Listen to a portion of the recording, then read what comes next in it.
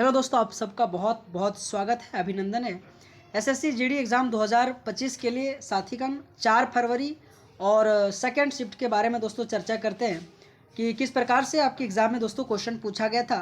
तो दोस्तों अगले शिफ्ट वाले जितने भी मेरे साथीगण हैं उन सभी के लिए दोस्तों बहुत इंपॉर्टेंट ये क्लास होने वाला है। तो दोस्तों आइए टाइम को वेस्ट ना करते हुए पहला क्वेश्चन देखते हैं कि आपके एग्ज़ाम में किस प्रकार से क्वेश्चन पूछा गया था। साथीगण पहला क्वेश्चन है कि 1947 में ब्रिटिश पीएम कौन था। दोस्तों आपके एग्जाम में ये क्वेश्चन पूछा गया था।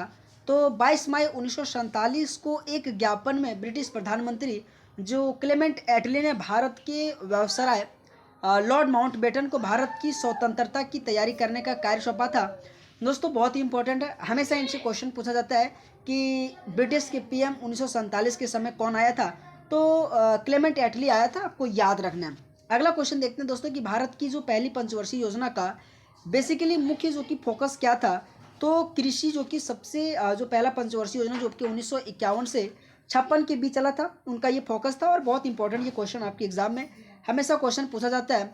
अगर मैं बात करूं कि भारत की जो प्रथम पंचवर्षीय योजना हैरोडोबर मॉडल पर आधारित था और यह जवाहरलाल नेहरू के नेतृत्व में 1951 से 56 की अवधि के लिए शुरू किया गया था और कुछ संशोधन के साथ हैरोडोबर मॉडल के नाम से जोड़ा गया था।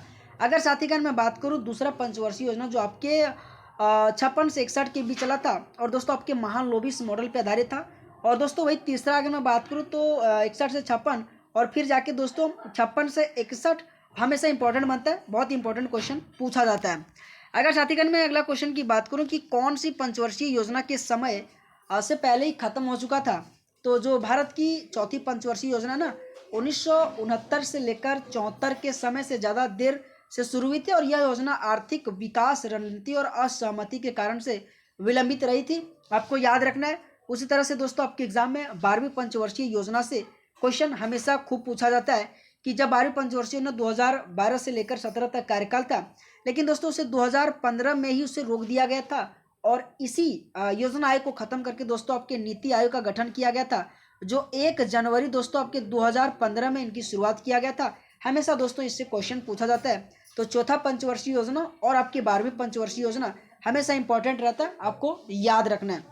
साथीगण अगर मैं बात को कुछ बोलता हूँ कि अगर 5वीं पंचवर्षीय योजना आपके एग्जाम के लिए इंपॉर्टेंट बनता है, आपके एग्जाम में पूछा जाता है कि कौन से ऐसे पंचवर्षीय योजना में जिसमें से गरीबी हटाओ आत्मनिर्भरता योजना लाया गया था। तो 5वीं पंचवर्षीय योजना में लाया था, आपको याद रखना है। और दोस्तों तीसरा पंचवर्षीय योजना भी बहुत इंपॉर्टेंट बनता है क्योंकि सबसे विफल पंचवर्षीय योजना की मैं बात करूं तो वो तीसरा पंचवर्षीय योजना था।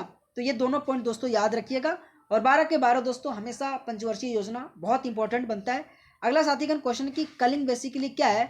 तो पूर्व भारत का एक ऐतिहासिक क्षेत्र है, यहाँ वर्तमान में उड़ीसा और उत्तर जो कि आंध्र प्रदेश में कुछ हिस्सों में फैला हुआ है। कलिंग जो कि गंगा गोदावरी नदियों के बीच यानी कि पूर्वी तटीय क्षेत्र में स्थित है। बहुत इंपॉर्टेंट दोस्तों आपके एसएससी जीडी में ये क्वेश्चन पूछा गया था। अगला क्वेश्चन दोस्तों कि दुर्गा का विलोम क्या है। तो इस क्वेश्चन का आंसर आ जाएगा अग्रह। अग्रह बेसिकली दुर्गा का विलोम है। अगला क्वेश्चन दोस्तों कि कहाँ राजा भोज कहाँ गंगू तेली जो कि इनका मुहावरा जो कि पूछा गया था। तो इसका मतलब होता है दोस्तों कि लोगों के बीच काफी अंतर होना या फिर दोनों लोगों की हैसियत में बहुत फर्क होना, इस मुहावरे का इस्तेमाल होता है। काफ़ी अक्सर भी हम लोग इनका इस मुहावरे का प्रयोग करते हैं कि कहाँ राजा भोज और कहाँ गंगू तेल। इसका मतलब होता है कि लोगों के बीच में बहुत अंतर, एक बहुत बड़ा गरीब है और एक बहुत बड़ा अमीर है। तो इन्हीं के बीच में दोस्तों ये क्वेश्चन आपकी हिंदी से देखने को मिला था। साथीगण अगला क्वेश्चन है कि विधानसभा को कौन भंग कर सकता है। तो राज्यपाल मुख्यमंत्री के अनुरोध पर विधानसभा को भंग कर सकता है। और दोस्तों अगर आप एसएससी जीडी की एग्जाम तैयारी कर रहे हैं तो दोस्तों कमेंट बॉक्स में करना कि विधानसभा किस आर्टिकल में वर्णन किया गया है। आपके एग्जाम में दोस्तों बहुत इंपॉर्टेंट एग्जाम में पूछा जा सकता है, आपको याद रखना है। अगर मैं बात करूं कि विधानसभा को बेसिकली कौन भंग कर सकता है तो राज्यपाल मुख्यमंत्री के अनुरोध पर विधानसभा को भंग कर सकता है, इस पॉइंट को याद रखना है। साथीगण अगला क्वेश्चन है कि अपना उल्लू सीधा करना, इनका मुहावरा का अर्थ बेसिकली क्या है। तो अपना काम निकालना और स्वार्थ सिद्ध जो कि करना, ये भी दोस्तों बहुत इंपॉर्टेंट, इस पॉइंट को भी याद रखना है कि अपना केवल काम निकाल लेना जो कि किसी से स्वार्थ सिद्ध करना, बेसिकली अपना उल्लू सीधा करना, इस क्वेश्चन का मुहावरे का आंसर आ जाएगा। अगला क्वेश्चन दोस्तों कि तेलंगाना के राज्यपाल कौन है। तो बेसिकली दोस्तों जसवंत देव वर्मा, बहुत इंपॉर्टेंट दोस्तों। अभी दोस्तों मैं आपको एक बात कह रहा हूँ कि अभी जो आपके टेक्नीशियन और आपके आरपीएफ एसआई और आपके जेई का एग्जाम जो 2024 में दिसंबर में हुआ, उसमें से दोस्तों आप जाके देख लेना, जितने भी अभी नए राज्य का चुनाव हुआ, जैसे कि झारखंड का चुनाव हुआ, अभी दोस्तों आपके दिल्ली का चुनाव हो रहा है, साथ ही दोस्तों आपके जम्मू कश्मीर का चुनाव हुआ, तो कहीं ना कहीं दोस्तों इनसे संबंधित आपके एग्जाम में मुख्यमंत्री, उनसे संबंधित मंत्री परिषद पूछ सकता है, साथ ही वहाँ के विधानसभा सीट की संख्या पूछ सकता है, और साथ ही दोस्तों वहाँ के कौन, यानी कि बीजेपी कितना सीट लाया, आपके जेएमएम कितना सीट लाया, तो उस तरीके से भी क्वेश्चन पूछा जा सकता है। तो साथ ही आपको याद रखना है, क्योंकि टेक्नीशियन में जम्मू कश्मीर का पूछ लिया कि बीजेपी ने कितना सीट लाया था, इस पॉइंट को याद रखिएगा और इस तरीके से आपको पढ़ के जाना है। अगला क्वेश्चन दोस्तों कि कान भरना मुहावरे का अर्थ क्या होता है? किसी के मन में किसी की गलत बात कहना, बेसिकली इस क्वेश्चन का आंसर आ जाएगा। बहुत इंपॉर्टेंट क्वेश्चन कि कान भरना बेसिकली किसी के मन में किसी के लिए गलत बात कहना, बेसिकली इस क्वेश्चन का आंसर आ जाएगा। अगला क्वेश्चन है कि कथकली किस राज्य का प्रसिद्ध नृत्य है? तो बेसिकली केरला का कथकली है। बहुत इंपॉर्टेंट दोस्तों, हमेशा आपके कथकली और एक मोहिनीअट्टम, दो इंपॉर्टेंट दोस्तों जो बेसिकली केरल के शास्त्रीय नृत्य है। दोस्तों मैं अगर बात करूं तो 8 शास्त्रीय नृत्य, आठों के आठों आपको याद होना चाहिए, जो कि दोस्तों पहला अगर मैं बात करूं तो भरतनाट्यम, जो बेसिकली तमिलनाडु, और दोस्तों अगर मैं बात करूं न्यूनतम तो बेसिकली सतरिया, जो असम में आपके मनाया जाता है, और बेसिकली श्रीमंत शंकर देव के द्वारा 2000 ईस्वी में इसकी स्थापना किया गया था। इस पॉइंट को भी याद रखिएगा।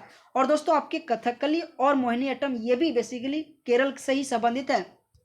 दोस्तों आपके एग्जाम में ये क्वेश्चन पूछा जाता है कि उत्तर भारत का कौन सा शास्त्रीय नृत्य है? तो बेसिकली दोस्तों कथक आ जाएगा, इस पॉइंट को भी याद रखिएगा। कई बार आपके दिशा के अनुसार भी क्वेश्चन पूछा जा सकता है, तो आपको याद रखना है। अगला क्वेश्चन दोस्तों कि पारुल चौधरी का संबंध किस खेल से संबंधित है? तो ट्रैक और फील्ड यानी कि स्पर्धा में से हिस्सा लेने वाली भारतीय एथलीट जो आपके पारुल चौधरी संबंध है। आपके अभी ओलंपिक और पैरा ओलंपिक दोस्तों खेल हो चुका है। आप दोस्तों 2024 का एसएससी जीडी का पेपर उठा लेना, उसमें से दोस्तों खेल एवं खिलाड़ी से संबंधित जितने भी खिलाड़ी हमेशा खूब जब के पूछा था। तो दोस्तों उम्मीद है आपके एग्जाम में ओलंपिक और पैरा ओलंपिक से संबंधित जितने भी व्यक्ति है आपको याद रखना, आपके एग्जाम के लिए बहुत इंपॉर्टेंट है। अगला क्वेश्चन दोस्तों कि कपड़े में लाल रंग को हटाने के लिए किस रसायन का प्रयोग किया जाता है? दोस्तों बहुत इंपॉर्टेंट ये क्वेश्चन है, और इस क्वेश्चन का आंसर आ जाएगा हाइड्रोजन, आपके पेरोक्साइड आ जाएगा। बहुत इंपॉर्टेंट दोस्तों। तो दोस्तों आप सबका क्लास कैसा लगा है ना? और दोस्तों आप सबको अगर क्लास अच्छा लगा तो आप सबसे रिक्वेस्ट है वीडियो को लाइक करना दोस्तों, सब्सक्राइब करना है ना, और इसी तरह से आपको एनालिसिस वीडियो चाहिए दोस्तों तो प्लीज़ दोस्तों हमारे चैनल के साथ आप जरूर जुड़ना। अगर मैं बात करूँ दोस्तों रीजनिंग का, रीजनिंग भी आपके एग्जाम में मॉडरेट लेवल में रहा, ज़्यादा हाई लेवल में नहीं रहा दोस्तों।